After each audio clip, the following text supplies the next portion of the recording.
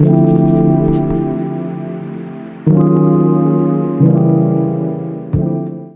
you all, welcome to the Innovative Life podcast. If you're new to this channel, please subscribe. I love Jesus, I love food. I am such a girly girl. So I don't know what else to say. I don't know how I can persuade you to subscribe to this channel. Just subscribe. And even if you don't know God, even if you don't love Jesus yet, I'm sure after you get done with one of these episodes, you may end up loving Jesus and wanting to seek a relationship with Christ. And that's what I really pray for and I hope for along this journey. But hey you guys, welcome to the Innovative Life podcast. I'm so excited to be here, like I always say. Today we are going to be talking about the importance of dating before entering a relationship. When you're dating a person with the intent of getting to know a person, you don't have to end a relationship so early on.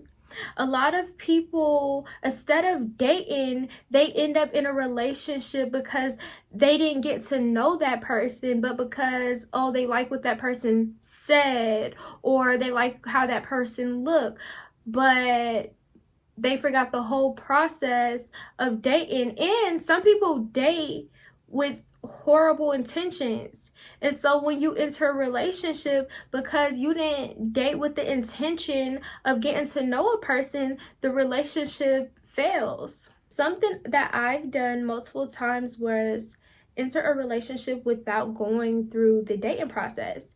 And that explains why a lot of my relationships was a fail, because if I had known that those people were the way they were so early on in the relationship, I wouldn't go through the process of even being in a relationship with these people. You know, if I knew this person was a bad person, and if I knew this person was narcissistic,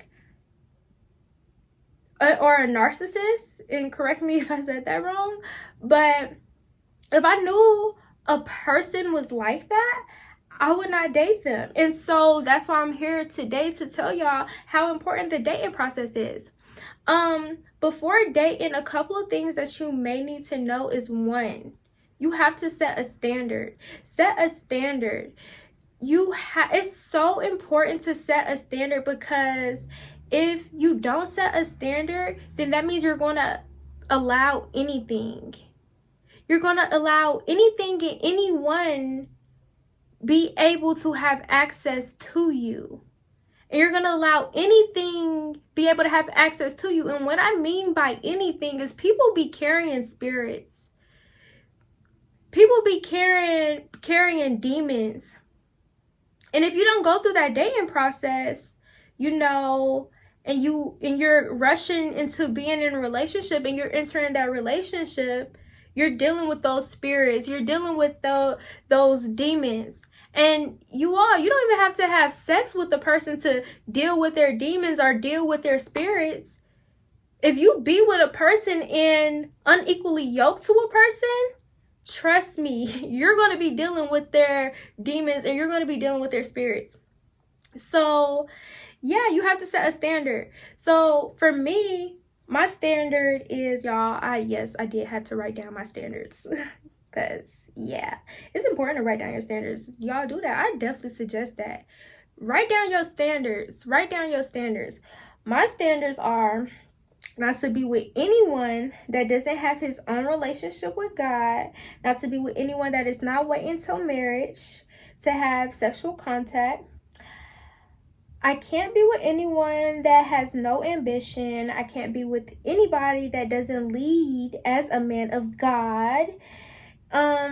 Some of my ones are someone that is spontaneous, plans romantic and fun dates, someone that is intentional and cares deeply how I feel, someone who is self-confident but not cocky, someone that is kind, generous, caring, and humbled. And that may seem like a lot, but it's not. And if you think it's a lot, then your standards are probably a little bit low. Let me stop playing, but no, that's true. That's really true. And There's a lot more on that list to what I want, but if I say it, we're going to be here all day. But yeah, when it comes to my standards, say if I was to go on a date, and say if someone said that they're not waiting till marriage to be in a relationship, they're not waiting till marriage to have any sexual contact. You know what I mean? They're not they don't believe in God or something. I'm not gonna compromise. I don't care how good you look. I don't care what you say. You feel like I could change you, or you feel like, oh, this will happen in a few years, or you could change in a few years. Nope, we're not doing none of that. Peace. Because when you set a standard for yourself, you have to stand on that standard. And that's why a lot of you all end up in unequally yoked relationships as women of God, is because you all don't stand on y'all standards. And you all don't stand on what God says. So you end up in an unequally yoked relationship because you choose to compromise, you choose to settle for less, and you choose not to stand on your standard. So you go and you settle for what's below your standard. And so stand on your standard. If you say you like spontaneous dates and you like to have fun and another person likes to be chilled and doesn't really like to go out, they want to stay home all day, and if that's a deal breaker for you, then don't talk to that person. That's okay. And I'm not saying not to be realistic. If you feel like it's a deal breaker, don't talk to that person. But I'm not saying don't be realistic, because you have to be realistic. Because some of y'all want a man that's making 6-figure, big car garage, big house, but you working a 9 to 5 and all you can offer is what's under your pants. No, I'm not saying that. I'm saying be realistic. I'm not saying not to be realistic, but I'm saying to stand on your standards. So write down your standards and stand on your standards, period. Because, y'all, we're not compromising. We're not compromising. I did a lot of compromising. I'm not going to even lie. I did compromising, and we're not compromising. It never goes well. When you compromise, it never goes well. Let me tell you why. Because your values are your values. And you can't make your values or your lifestyle somebody else's lifestyle or somebody else's values. Because if that person values something different, then you can't force them to value what you value because they value something different. It's never going to work. It's never going to work. It's just as if, like, I had an opinion that I thought was a fact, and another person had an opinion that they thought was a fact, and we get into an argument. Neither one of us is going to win that argument, because I feel like my opinion is a fact and that other person feel like their opinion is a fact. And so find someone that values the same thing you value. If you believe in God and want to wait till marriage, then find someone that believes in God and want to wait till marriage. Don't find someone that says, I want to build a relationship with God, but doing otherwise. Yeah, so like I was saying, you all, set a standard and stand on your standard. Remember that. Set a standard, stand on your standard. And I am not one to tell you your standards, because my standards may be different from your standards. So, while you're dating, you'll get to know things you like and you don't like. Like, you may not like a person that much, but you may like something about that person, and you could be like, oh, I like this about that person, and I hope the next person has that in them. So set a standard and stand on your standard, and remember that. Another one is actions over words.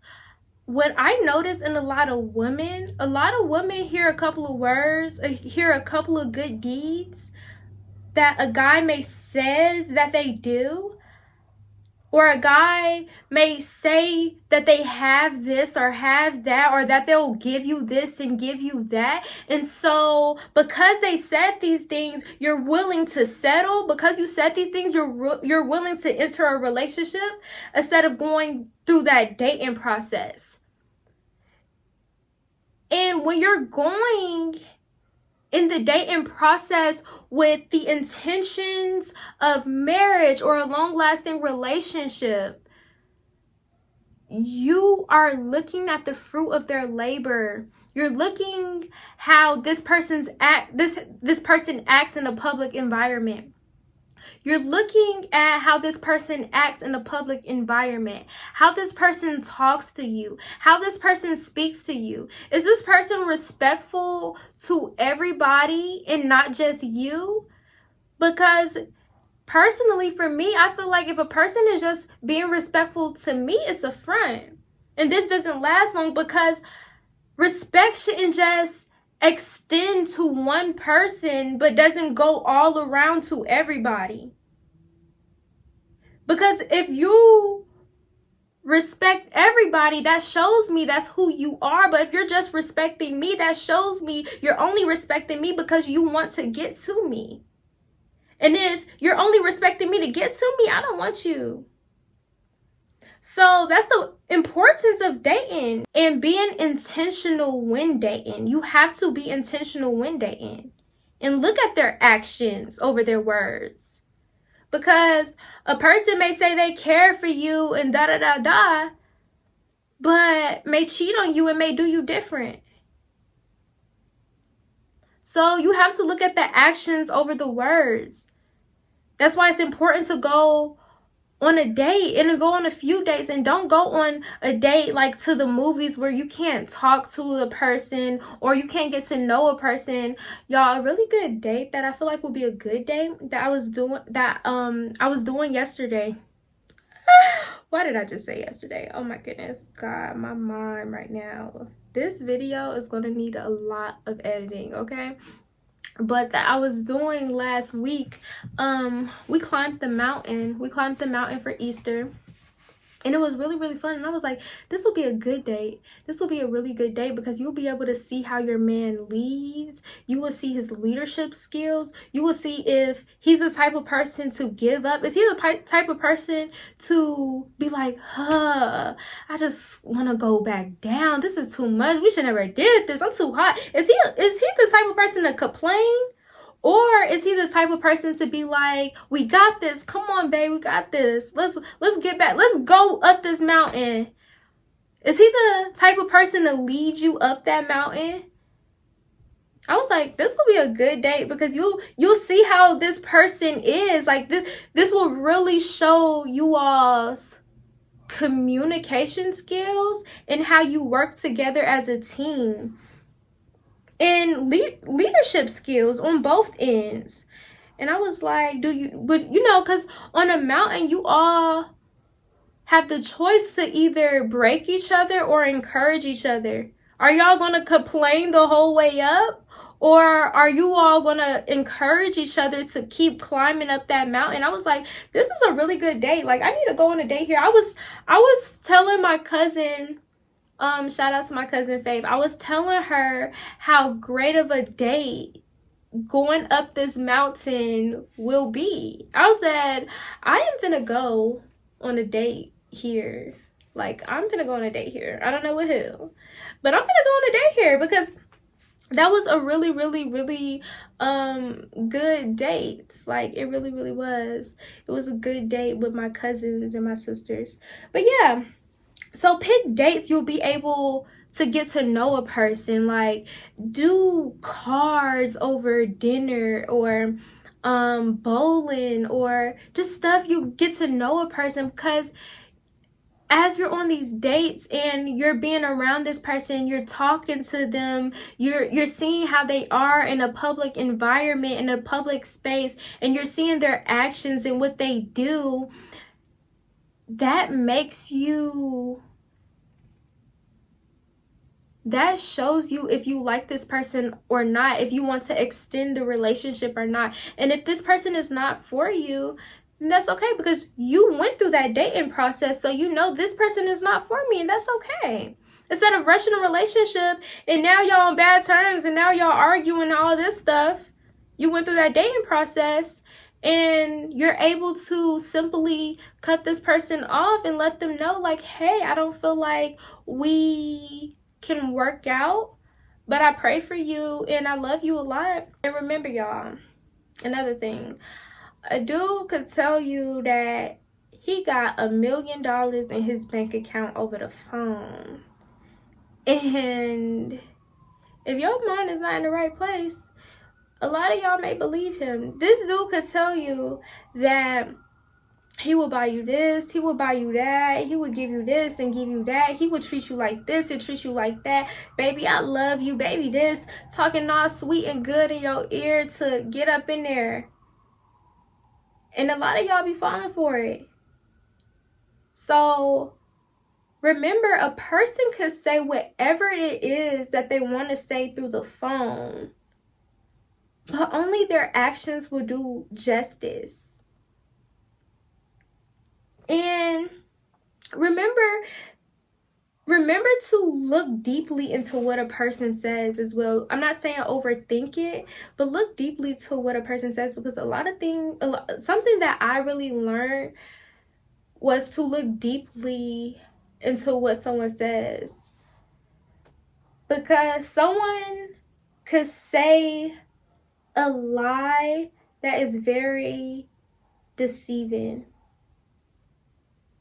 And you really have to pray for that gift of discernment when it comes to dating, because dudes could lie and lie and lie, even on dates. They could put a front even on dates. So you have to really pray for that gift of discernment and look closely and deeply into what they say and what they do, and identify those spirits that is living through the people that you meet and those people that you're going on dates with before you decide to enter into a relationship with them. Real quick, please subscribe if you enjoyed this video. I am going to have to wrap this up because I am going on a last minute trip and I have to start packing my bag, but I am going to answer some of you all's questions before I go, because I asked you all to ask me some questions on Instagram. I am so excited to answer these questions. And remember, we are going to do a part 2 of this video when I come back.